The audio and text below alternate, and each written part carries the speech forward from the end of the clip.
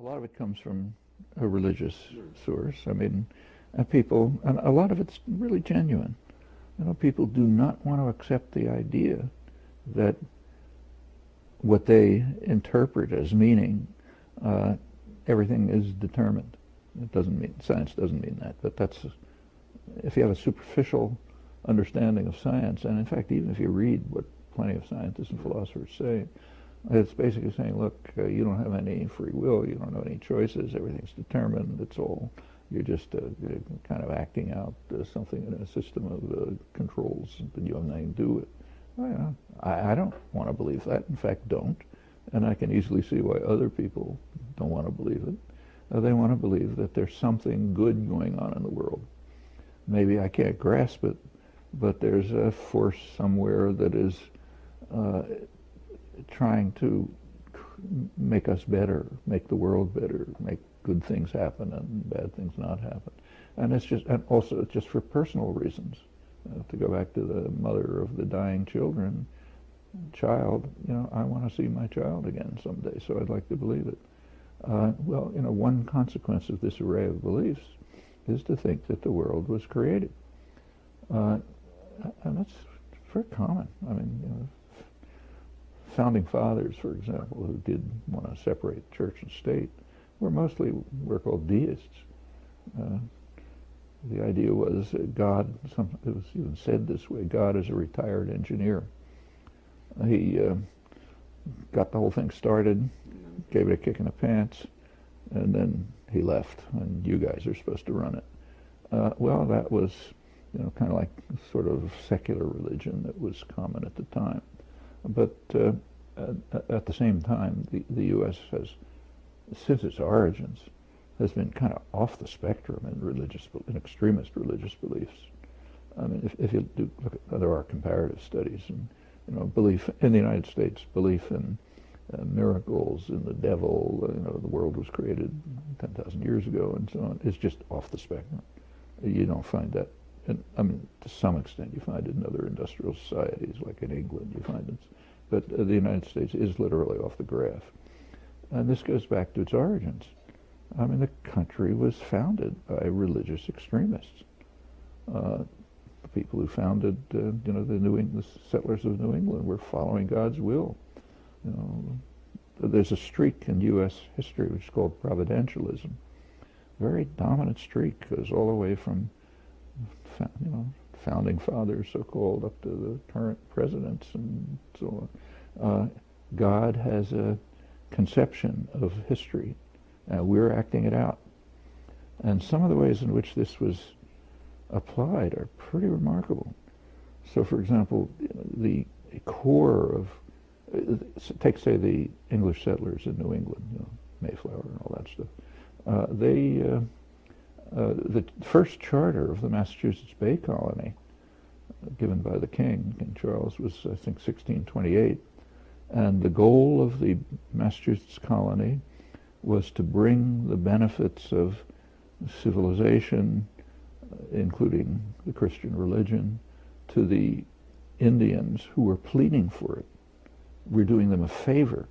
In fact, if you look at the Great Seal of the Massachusetts Bay Colony, around 1629, they had a seal. It's very revealing. It ought to be on the wall of every classroom in the country. What it shows, it's the founding of the country. What it shows is an Indian with spears pointed down, sign of peace. And out of the Indian's mouth is a scroll, and the scroll says, "Come over and help us." So the colonists were carrying out what is now called the responsibility to protect, fancy term for imperialism that's common. So they were carrying out the responsibility to protect. They were totally selfless. They were coming over just to answer the plea of the indigenous population to come over and help us. That's the time when the famous phrase, "city on a hill," was produced. 1630, John Winthrop gave a famous statement and said, "We're a city on the hill, we're not like any other country in the world, we're benevolent, selfless, coming over to answer the plea of the Indians to help us." That goes right until today. That's a leading theme of scholarship. that we're different, and journalism, of course, that we're just different from everyone else because we're a city on the hill, shining city on the hill, as Reagan put it. It's right to this minute. And the reason comes from our answering the plea of the natives to help them. Well, in fact, they exterminated them. And that was explained too. You take a look at leading Supreme Court justices, commentators, others. They say, well, it's, the ways of God are mysterious.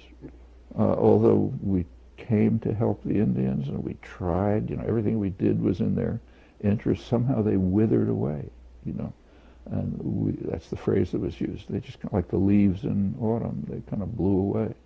And this goes right on to the present. I mean, towards the end of the century, like say early 20th century, I mean, it's pretty hard to go on with this. So you get people like Theodore Roosevelt, one of the most extreme racist, murderers in American history. That's why he's on Mount Rushmore. He explained to, he was, during the second term of his presidency, it must have been maybe 1906 or 7, I don't know when exactly, he gave a talk to a group of missionaries in which he explained to them that it was for the benefit of the native population that we exterminated them. Literally, almost his words. He said because it enabled a superior race to replace them. And that was very common. I mean, you read things like that in Walt Whitman, Ralph Waldo Emerson, the great heroes. This is an extremely racist country. And they invented a mythology of Anglo-saxonism. We're all Anglo-Saxons, like you and me. We're Anglo-Saxons. Jefferson, for example, who was a big believer in this, said we've got to go back to, the 8th century or something, when there were pure Anglo-Saxons, not before they were contaminated by others, and that's the ideal of humanity and justice and everything. This runs, Benjamin Franklin, for example, so the Germans just got there first. The Germans just got there first as a well, massive... Actually, Franklin thought that we shouldn't allow immigration of Germans and Swedes because they're not white enough. They're kind of a little off color. But we, the pure Anglo-Saxons, just carry civilization forward. I mean, it's incredible, the history of it. I won't go through it, but Hitler looks mild in comparison. And this goes right through in fact, Hitler kind of used this as a model. It goes right through American history, goes right until today. It's part of the American exceptionalism, Wilsonian idealism, very racist, and it's just all over. Okay, well, one aspect of these beliefs is just what most of the world would call religious extremism. So there were what were called great reawakenings in American history, periods of sort of mass enthusiasm, because Christ is coming or whatever it may be. And it's all over the place. It just keeps recurring. There was a big one in the 1950s. And you get, it's changed in the last 30 years in an interesting way. This has been right through American history, but it never really entered the core of the political system. There were, it influenced things. But there was a big change. I think it comes from I don't think it's ever been studied, but my impression is it comes from Jimmy Carter.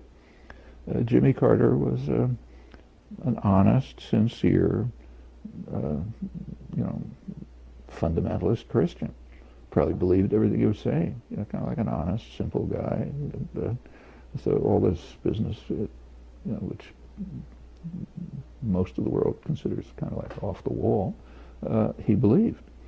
And I think and American elections are essentially run by the PR industry, and party managers got an idea, I think. I can't prove it, but it seems to me what happened is this.